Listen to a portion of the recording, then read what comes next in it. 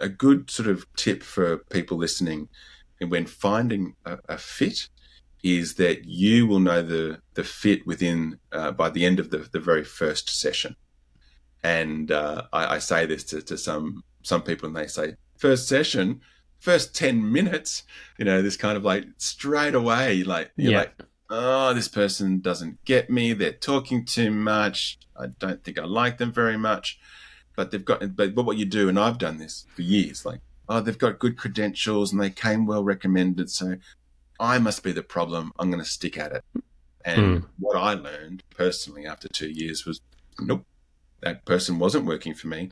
It wasn't working from day one. I should not have banged my head against that brick wall. I should have just moved on. So then how do you find, so that's the tip. If it doesn't feel good, move on. Do not flog that dead horse. Do not bang your head against the brick wall. If you're not feeling it, move on. Second thing is to ask. So if I was going to find someone, and yes, I'm in a privileged position of knowing a lot of people in the industry, I'd ask. I'd say, who do you know? Who do you know? Who do you know? At the moment, I'm working with therapists in the UK. So I asked colleagues in the UK, who do you recommend? Who do you recommend? And they gave me a list of names. I then Google stalked them. I Google, Facebook, wherever, stalked them, found out as much as I could about them, and then went with, I get the sense that this person is going to get me, is going to click with me. And, honestly, nailed it. I'm now working with someone and it's like, great. This works really well, works really well, have a really good feel, have a really good fit with one another.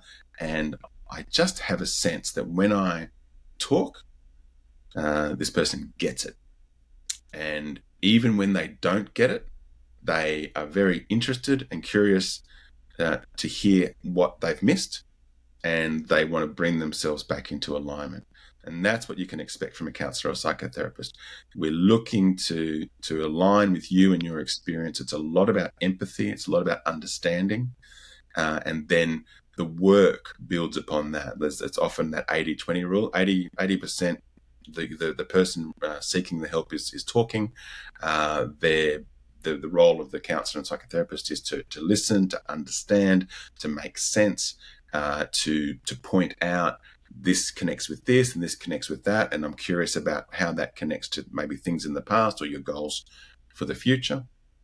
And if you're feeling this sense of engagement and excitement and, oh my gosh, we're getting somewhere and this person gets me, I think you're in the right place. If you're not getting those feelings, I think you need to move on. And I often hear people say, oh, but I didn't want to hurt their feelings, so I kept going back for 10, 20 sessions, paying them $250 because I didn't want to hurt their feelings. You don't owe your clinician, your mental health clinician, $2,500 of your money, so that you don't hurt their feelings. It's their job to cope with that, and they're going to be just fine.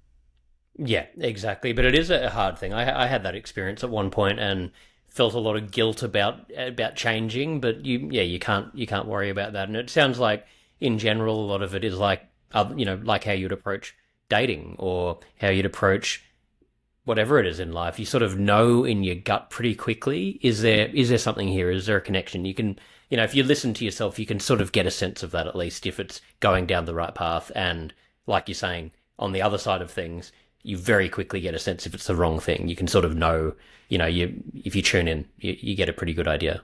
Absolutely. You should listen.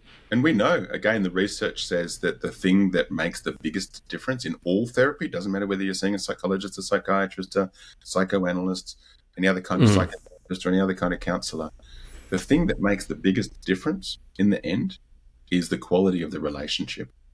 And the only person who can judge the quality of the relationship is you yourself.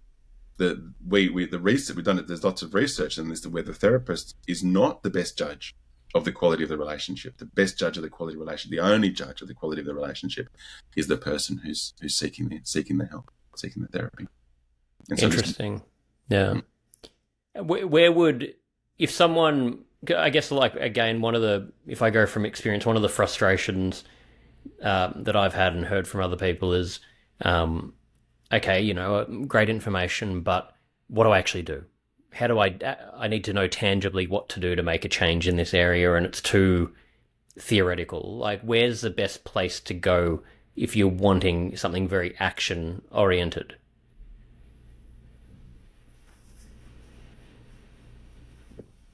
It's an interesting question. So if you're wanting something very action oriented, there's a couple of things happen. First of all, I think about what a good counsellor should actually do. Second, I think about the different kinds of models that a counsellor might be using or integrating. Every now and again, you'll see marketed counsellors and psychotherapists and psychologists who use particular approaches. They're an EMDR therapist, they're a trauma therapist, they're a Gestalt therapist, they're a person-centered therapist. I often refer to myself as an existential therapist. And so it's like, oh, well, which one of those is more action-oriented? And I think that as I think about it, it's like, well, probably none of them. It's more down to the individual therapist that you're seeing. And if you're seeking something action-oriented, because you want outcomes and you want them quick, then you need to bring that up straight up. And that's, you have, when you're having your first session with your therapist, it's an interview. They're interviewing you, can I work with you? And you're interviewing them. Are you the person who's going to best be able to help me? And if you don't get a sense that they're going to be able to give you what they need, just move on. It's not worth waiting around. It's at some level I'm like, oh, is there going to be all this kind of counsellor hopping? At another level I'm like, that's exactly what there should be. There should be counsellor hopping, because if you're going to see a counsellor over some kind of therapist over the course of your lifetime, you may as well, as soon as possible, start to get different experiences, get a sense of what you like. The more experiences you have, the clearer you're going to be on what works for you. And then, like me, with my recent story, you're going to be able to go, boom, and go, yep, that person, and you'll get better and better at nailing it. So talk about it, and just be careful. A lot of people, because of what's happened to the world and around mental health and the psychologization of counselling in Australia, I get a lot of people saying, oh, I want strategies. And if anyone's watched the Brené Brown Power of Vulnerability on TED Talk, she tells the story of how, she had basically an existential crisis. She went to her therapist and she said, none of this childhood shit. I just want strategies. And she sort of does this humorous thing where the therapist just nods. Yeah. And so often I get people coming in saying, oh, I just want some strategies. Can you give me some strategies? And I'm saying, yeah, well, let's talk first and let's see where we land in terms of the kinds of strategies that might be most useful for you in your situation. Because with the training that I've had over many decades now, so I started this journey back when I was about 19, I'm now 52. So I've been doing this 33 years in different guises. If I look around me in my bags of strategies, I got bags and bags and bags and bags of strategies. And if you just want me to throw something at you on the basis of a little, like a snippet that you tell me, it's going to be like, my metaphor is close your eyes and throw a dart at a dartboard in the dark. Am I going to hit the bullseye? I don't know. But I have in front of me the person seeking help, and they are the bullseye. They've got the bullseye. So if I can work with them to identify what their bullseye is in terms of what's really going to hit the mark, what's really going to work for you, and then we have a conversation, and I might share some ideas, and I'm going to get them to talk about their ideas first, because what happens is if I share my ideas first, it's like a parent with a child. You start telling your child what to do, the child stops thinking for themselves. If I start telling my client what to do, they actually stop thinking for themselves. And I actually really want you, if you're in my room as a client, I really want you thinking for yourself. I know the process is working when you're doing your own feeling, you're doing your own thinking, you're coming up with your own conclusions. And then my job is to sort of assist in the direction of that, so that you actually get clearer and clearer and clearer about what direction you want to go and what the best steps might be to get there.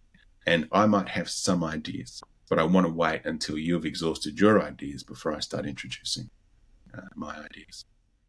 Great. Yeah, really good to hear that answer. And reiterates what you were talking about before about how important it is that we know who is qualified and who isn't. Because, like you're saying there, even listening to that, I'm like, oh, I would love to work with you. Hearing that, you've got all of these different bags of tricks, you've got the experience, you can go through that process. Whereas if someone didn't have that, they might be able to just get the other person talking, but then they're not really going to know how to deal with that if they don't have enough.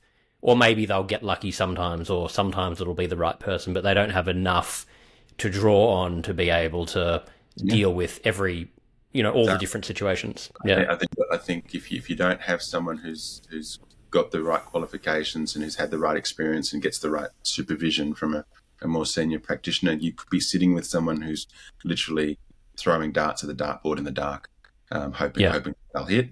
And often, people are desperate and they'll just take it. Okay, whatever my therapist tells me, I'll do that.